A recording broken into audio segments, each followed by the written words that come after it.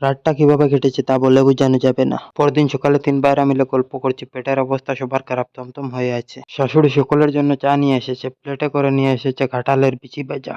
আমাদের সামনে প্লেট রেখে বলল, খালি পেটে চা খাওয়া ঠিক না। কাঁঠালের বিচি ভাজা খেয়ে তারপর সবাই চা খাও। রাগে শরীরটা জ্বলে যাচ্ছে, দাঁত টিকমিক করে বসে রইলাম। কেউ কিছু খেলাম না, শুধু ছোট ভাইরা চা দিয়ে কাঁঠালের 2টা বিচি খেলো। একটু পর সকালের নাস্তার জন্য 3 ভাইরা বসে আছে। সবাই বয়ে আছে, আবার না কাঁঠাল নিয়ে আসে। কাঁঠাল দেয়নি ঠিক, তবে যা দিছে কি আর বলবো। বুনা খিচুড়ি রান্না হয়েছে কাঁঠালের বিচি দিয়ে, সাথে আবার কাঁঠালের বিচি ভর্তাও আছে। আমরা একজন আরেকজনের মুখের দিকে চেয়ে আছি, কি আর করব। উপায় না পেয়ে জীবন বাঁচানোর জন্য কোন রকমে একটু খেলাম।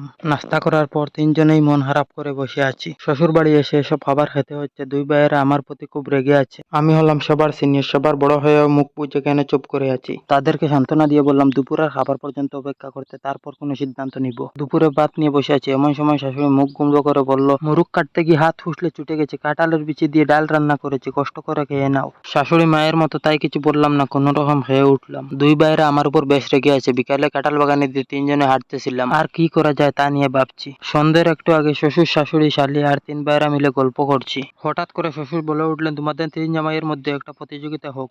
এই প্রতিযোগিতা একটু ভিন্ন নিয়মের হবে। এখান থেকে 3 জনেই দৌড় দিবে, যে পিছনে পড়বে তাকে একলা একটি কাঁঠাল খেতে হবে। এমন প্রতিযোগিতার কথা শুনে আমার চোখ দিয়ে জল বের হয়ে যাচ্ছে। 2 ভাইয়ের মুখের দিকে চেয়ে দেখি তাদেরও একই অবস্থা। পাশ থেকে মিতু ও 2 শালি বলল, দারুণ প্রতিযোগিতা। মনে মনে বললাম, হায় রে হারামজাদির দল, সবাই মিলে এভাবে কাঁঠাল খাওয়ানোর প্ল্যান করিস। কি আর করব, কোনো উপায় না পেয়ে দৌড় প্রতিযোগিতায় অংশ নিলাম। 3 জনে লাইনে দাঁড়ালাম। পিছন থেকে শ্বশুর হাততালি দেওয়ার সাথে সাথে দিলাম দৌড়। এক দৌড়ে বাড়ি চলে এলাম। এরপর বহু বছর হয়ে গেছে, কাঁঠালের সিজনে শ্বশুর বাড়ি আর যাইনি।